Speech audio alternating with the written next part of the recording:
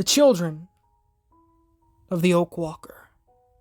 Part 21 by random appellation 468. Feel free to borrow anything that strikes your fancy. I jumped despite myself, so absorbed in my book that I hadn't heard Professor Karheim approach through the maze of bookshelves in the tiny library. Oh, thanks, but we'll be leaving on the patrol soon. I just wanted to get a few more pages in. In truth, I'd already devoured 3 books in the course of the morning. Andrea had set up a sleeping nook for me in the corner of their miniature university, snuggled amongst novels twice as old as I was. Professor Karheim sat up late into the night to talk with me, and after a while, I'd confided everything to him. It felt good to get all my secrets off my chest, and he proved to be a fantastic listener, which made the conversation about Chris and Jamie easier to have. After sleeping through the night for the first time in so long, I woke up to a silent library and let my curiosity get the better of me. I had barely touched the pre-selected books issued by the organs, but here, surrounded by all manner of subjects, genres, and time periods, I dove into the forest of words with a voraciousness I didn't know I had. Professor Karheim set a tray down on a small table beside my cot, laden with the typical ration that all tunnel dwellers received. A slice of Spam, fried on both sides, 2 pieces of stale white bread, and mixed vegetables from a can that had been warmed in a saucepan over the communal burners. Any other time I might have been disappointed, but my appetite had returned with my newfound freedom, and I scarfed it all down without complaint. Never knew crunchy green beans could taste this good. You eat fast. He gestured to my finished pile, a delightful twinkle to his sharp eye. I see you found a canticle for the Bowets. Most students in my experience never showed much interest in that one. I nudged the aged paperback with my elbow as I gobbled down my bread slices. It's not bad, actually. Kind of sad, though, in a weird, old-timey way. It's really... no, how do I put it? Mystical. Professor Karheim sank down on a stool in the corner opposite me and ran his eyes over the books with a melancholy smile. A word we've banished in our modern era, I'm afraid. So many people want to divorce science and theology, as if the two must exist in separate realms. They build all their principles on one side, and when impossible things happen that their worldview cannot explain, they commit moral suicide out of despair. Thus, the students I taught about the Nazis and Soviets are now wearing jackboots. The scientific libraries have been purged of facts to be restocked with lies, and the churches were all shut down or converted into propaganda shrines for the state.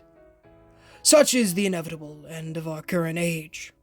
We didn't want to be accountable to either God or a textbook, so in our arrogance we destroyed both.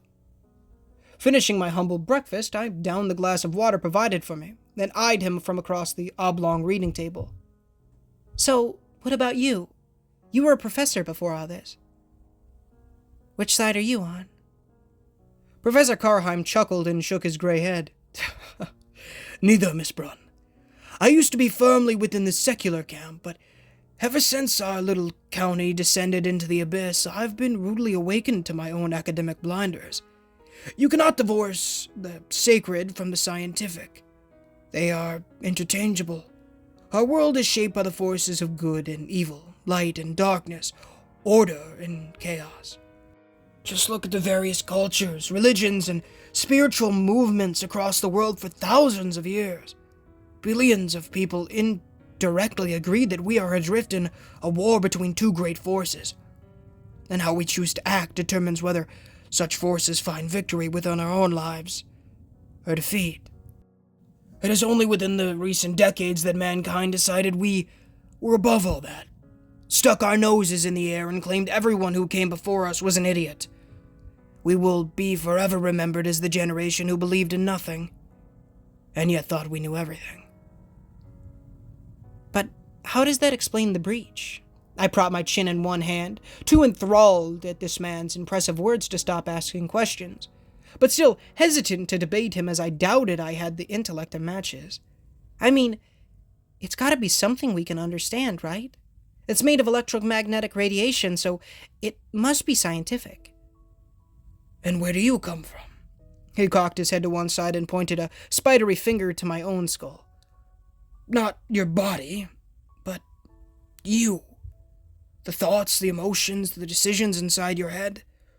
Religion calls it a soul, science a life force, but all the same, there is something about us as humans that is transient, eternal, spiritual.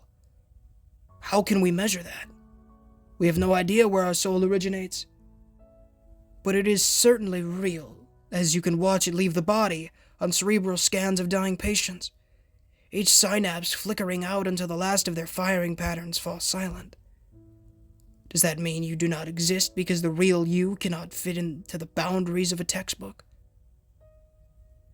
Pulling my legs to my chest, I wrapped both arms around my knees and chewed my lower lip in contemplation. I guess not. And what about the way you are now? Professor Karheim gestured to my body in general and laced his fingers together on the table between us.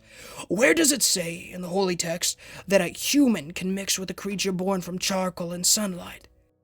How can a new species of intelligent beings come from seemingly nowhere and live among us as a human? Do puppets have souls? Do they get them before or after they are converted? Will the unconverted dead ones be damned by God or pardoned due to their animalistic nature? Nowhere in any religious print does it speak of these things. Does that mean you do not exist because the answers to your condition aren't explicitly written in any spiritual book? Or does it mean that we in our current era are too proud, stupid, and blind to admit that we've been reading it wrong for decades? I never thought of it that way. So, I sat up a little straighter, heart aflutter as if I were poised on the edge of some forbidden temple like a great explorer. You're saying the breach doesn't have to be explained in order to be real. Therefore, any belief that prohibits its existence is wrong? At this, however, Karheim shrugged. Not wrong per se, so much as off target. Science can explain electromagnetic radiation, but it cannot explain your apparent interactions with the supernatural, whether it be memories not your own or the stranger you mentioned in the yellow suit. Religion can easily account for such things as gifts from a higher power, but often it paints all of creation with a broad brush, such as labeling the mutants from the void as demons from hell itself. They are both right and wrong. You see, God isn't punishing Barren County, and evolution didn't create the breach or its creatures. So, what is it then? I folded my arms atop my kneecaps, yearning to have some tangible information in my grasp to make sense of this bizarre world I'd been bound to. How can an entire county just vanish from the maps? How come no one else has heard of this place? He went silent for a moment, and Professor Karheim met my eye, his own expression grave. Chaos. Sentient, intelligent chaos. Somehow the veil has been torn that usually separates it from us, and now the malevolent powers of the universe are attacking our world. It sounded absurd, like something from a comic book poster, but then again, who was I to laugh? I had been infected by mutagenic roots. I could read through complex chapter books like they were postcards, and the entire county had been overrun by eldritch horrors unlike anything I'd ever seen before. How could I argue that such a concept as intelligent chaos wasn't feasible, when my very existence, the genetics meshed within my body, were no longer part of what modern science or contemporary religion considered possible? I miss when the world was simpler, and I didn't believe in things that could make Lovecraft wet himself. Sensing my hesitant acceptance, Professor Karheim reclined against the far brick wall and went on. The truth is that what science sees as evolution and what all manner of religions viewed as the might of their gods is simply the focus of the universe at work. Both are sentient, in my observation, and both directly oppose each other. Our kind was made from light and order, while the mutants were shaped by the dark and chaos. I raised an eyebrow, determined to root out some kind of hole in his theory, as my stubborn brain still refused to absorb it. How do you know it isn't the other way around? What if we're made by chaos and they are made by order? I mean, they probably think we're the monsters.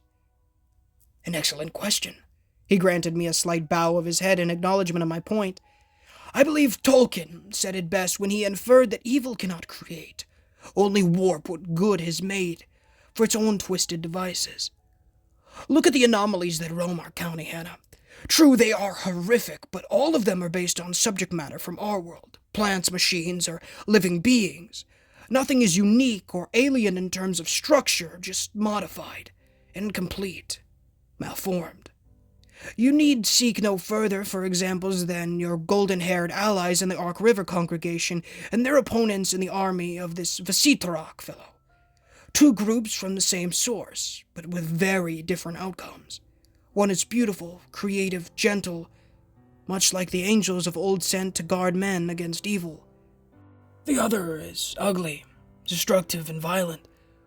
A perfect depiction of the demonic forces our ancestors only spoke of in fearful whispers.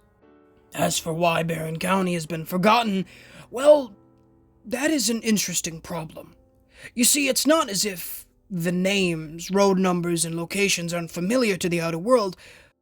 There are other Black Oaks, other Route 142s in other barren counties, and other wildlife reserves, but they're all in different places far from here. So, what is the answer? Chaos has already wiped us from the collective memory of the majority of mankind, save for a few scraps that led people like yourself here by happenstance. It spreads false information to sow confusion, puts roads in places they weren't meant to be, also that no one will question our absence as the whirlpool drags us down.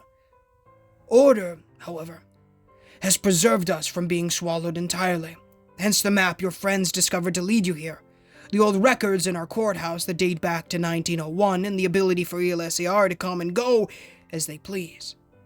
The battle lines are being drawn, and it will be on our soil that the gods of old test their strength. Unsettled by the mental image of shadowy giants crouched over our world like players at a game board, I rubbed at the scars on my arm, the tattooed vines gleaming in the candlelight. So, what does that make me, then? Am I from order or chaos? Why would God or any sentient force want me like this? Not every question is meant to be answered, Anna. His voice took on a sympathetic tone, and Professor Karheim held my gaze with laser intensity. But as someone who has become much more religious in this past year than ever in my life prior, I will say this. In spite of the evil shaping our land, there is good at work, too. You were corrupted by the darkness, but the light saved you, made you whole again. Karanti might pat himself on the back and say his machines did it, but the mutagen is what changed you, not his scalpels. Our rescue efforts found you before those scoundrels in the organs could work their wicked deeds. A significant feat, all things considered. Perhaps you were allowed to be injured to better prepare you, to protect you from what is to come. A gift not afforded to many. Chaos is at work, yes, but order is as well. We must have faith that the right side will prevail in the end. Footsteps clunked over the wooden floor, and from behind the nearest bookshelf, Andrea appeared. Red hair tied back in a functional bun, her scope rifle slung over one shoulder. Good, you're up. We're getting ready to move out. I'll get you a long gun and we'll go over the maps. Professor Karheim waved as we left and returned to his studies on the other side of the library, but his words left me deep in thought.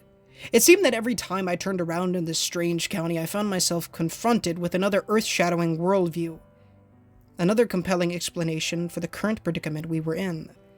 Adam Sterling believed God had orchestrated it all. Dr. O'Brien viewed it as an accident of nature through evolution, and Professor Karheim was convinced there were cosmic powers beyond our comprehension working to bring about their own desires. As for myself, I had no idea what to think. I was certainly more open to the idea of God now than when I'd first arrived, but Professor Karheim's theory seemed quite plausible as well.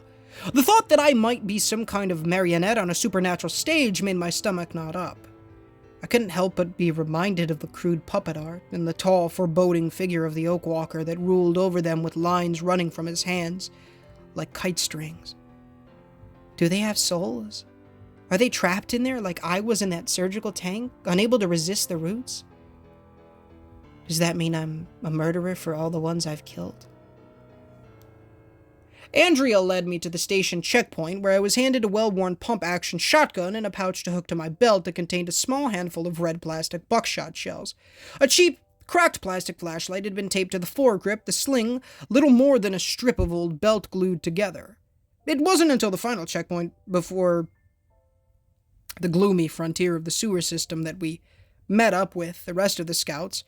12 of us huddled around Andrea, as she shone a light on her little paper map.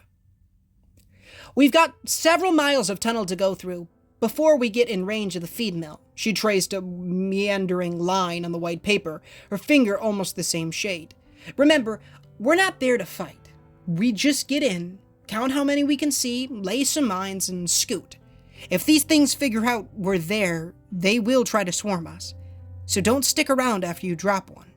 Questions?" No one said anything, the faces in the circle tense and grim. Most of the scouts were teenagers, nimble and small, perfect for this kind of thing. A few of the younger girls whispered to each other when my back was turned, and in spite of the tunnel ambience around me, my eardrums picked up their words like they had shouted them. "Hey, that's her. Did you see her eyes? I heard the tattoos can move on their own. Thank God I didn't have this ability in high school. I would have hidden in my room for days." My face burned in humiliation, but I kept a calm response as best I could and followed the rest of the column out into the storm drains. In the cool darkness of the sewer system, I let myself relax and purposefully sought the welling sensation in my head.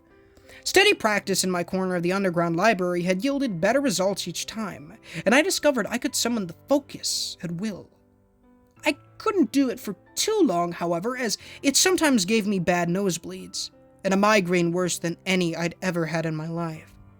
Still, it was fascinating to me what I could do, and I walked along in the dark, breathing, feeling, tasting, smelling, and hearing everything. The light clink of gear on one of the scouts' belts, water rushing somewhere a few tunnels down, a sour discarded potato peel rotting in the trough where it had been washed down from the street, stale sweat from the nervous brows of my companions, my own heartbeat in my chest pumping gushes of blood through me in a superhighway of veins and arteries.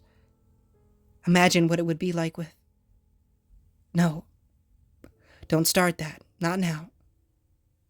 Pain flared over curiosity the instant my mind brought up Chris, and I screwed my eyes shut, the sensation slipping away.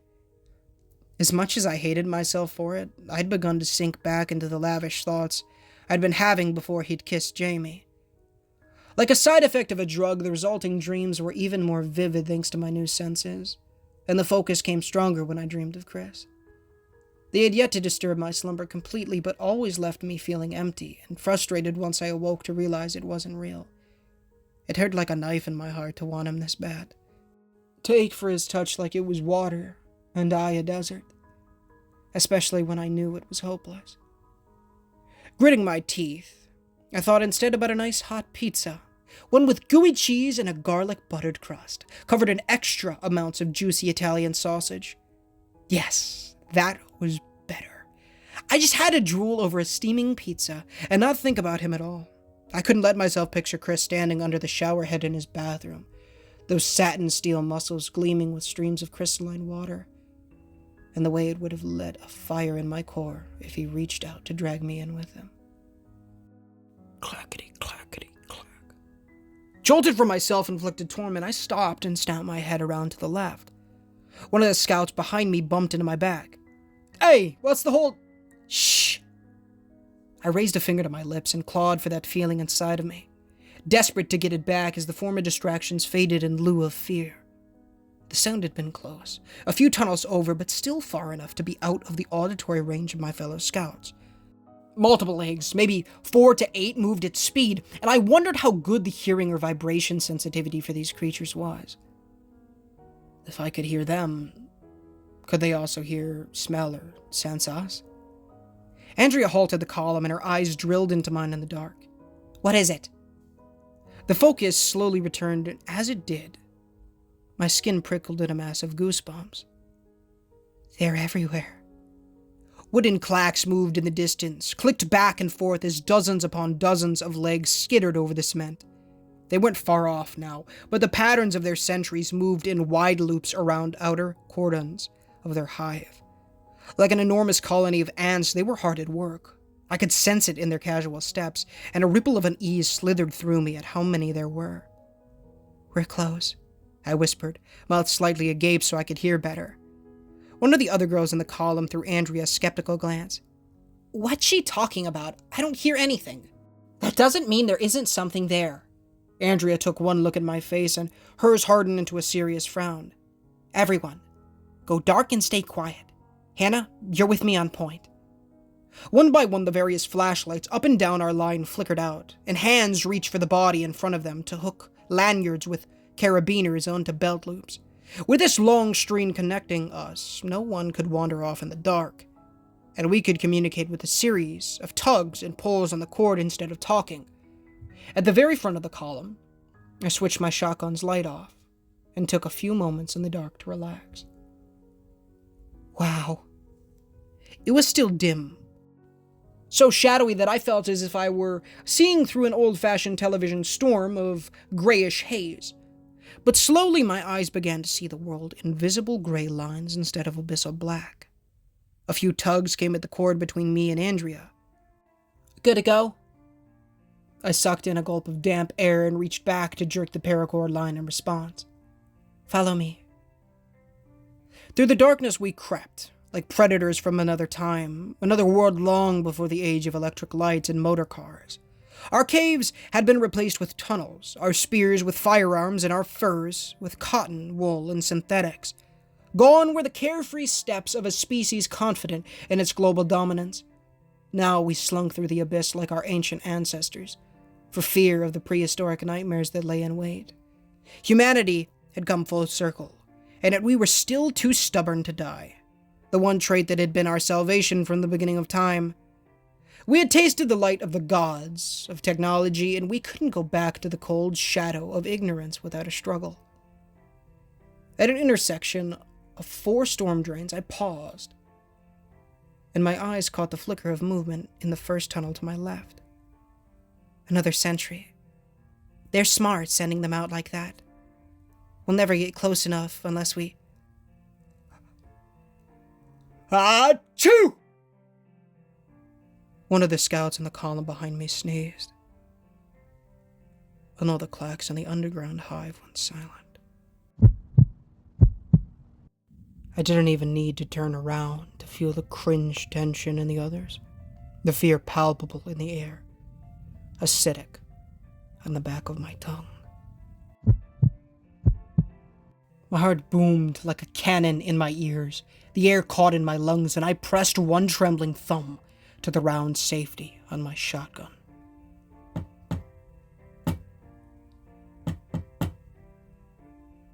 From the tunnel to my left, the wooden appendage tapped out some kind of primordial signal. And as one, the underground ruptured in a stampede of insectoid legs.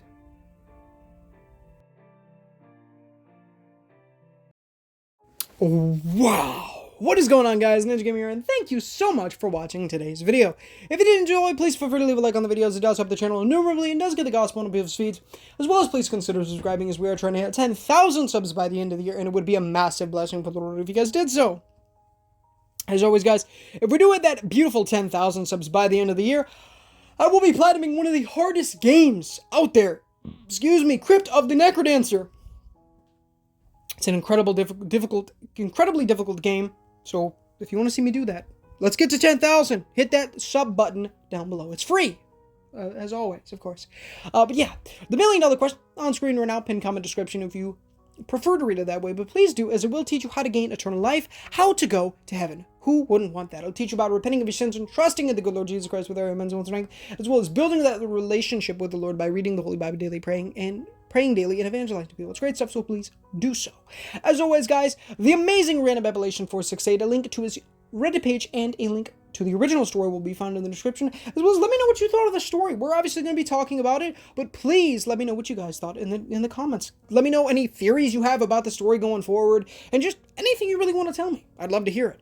As always, the Discord will be linked in the description. Please come on by. We're building an awesome community over there, the community of us, y'all, and I'd love you guys to come over. It's great stuff, so please come on over. I love you guys, and I'd love to talk to y'all. So yeah, the amazing Mew, whose music is used in all of these videos. A link to his YouTube channel, as well as all the music, will be found in the description, as well as if you guys would like to use his music in your videos, make sure that the specific song that you would like to use says in the description specifically that it is free to use as long as credit is given. It should say specifically that if it is not free to use as long as credit is given, it should specifically say so. The only song I've seen that has said that has specifically said that, so be sure to do that and look for that, of course. But most of his stuff will say in there, it'll say free to use as long as credit is given. So if it does, make sure to put a beautiful link to his YouTube channel in your descriptions, as well as possibly the music link for the song as well. I more do that so that if you guys would like to listen to his music in your free time, like I love to do, and I'm going to do soon, most likely later on when I'm going to pick up my brother from the auto shop later on tonight. What am I trying to think of? You guys can easily do that and easily find, find that, there. And you don't have to scrounge the internet for them. So yeah. As well as, my brothers have a YouTube channel, Tamac Plush Videos, where they upload plush videos, and they're uploading daily in 2024. If you would like to see me on something other than horror stories and video games, please go check those out. That's fantastic stuff, and it's really amazing. They've been doing it for so long, and it's truly amazing stuff.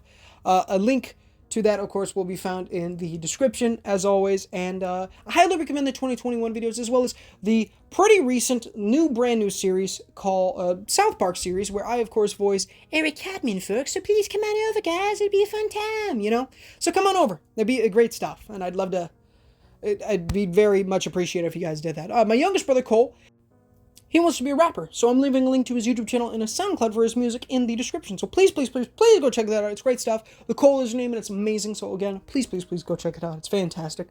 Link in the description, as always. Of course, the Barron County Anthology by Random Appellation 468, as well as a former stalker texted me this morning. She's Been Dead for a Year by Tira 1000. Both beautiful, amazing playlists will be found linked in the description for you guys to enjoy. Some of my favorite stories I've ever done on the channel. If you're a fan of the Children of the Oak Walker and you want more from that universe, the Barron County Anthology is everything before the Children of the Oak Walker, as well as the Children of the Oak Walker. And so you guys would easily be able to, catch up and learn about a lot of these characters that maybe you want to know more about.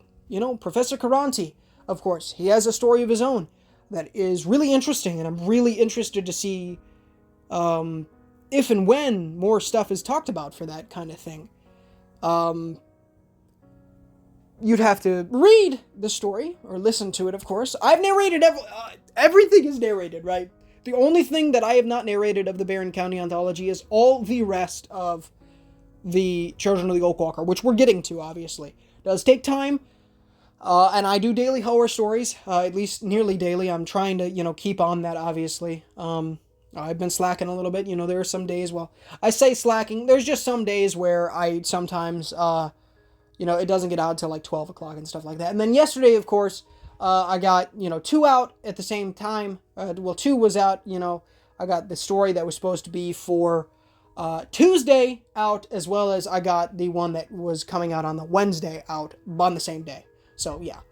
I do apologize for that, but that's the case. And then if you would like to read ahead, of course, a link to Random Appellation 468's Reddit page will be in the description. If you would like to read ahead and not wait, which I completely don't, I do not blame you guys if you want to do that. I would want to read ahead too. It's an amazing story. But if you would like to, stay tuned. Obviously, over the next couple of weeks, we're going to be wrapping this up. 32 parts is the total for the Children of the Oak Walker. So, stay tuned for that.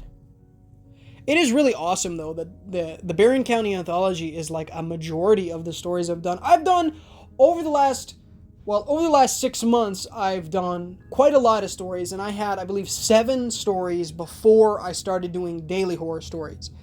Those I uploaded back in 2021. Majority of them, I believe, I uploaded in the summer of 2021, and then when I was getting stuff off of my phone, I edited all those, and I got 2 more parts out, and then I never continued until...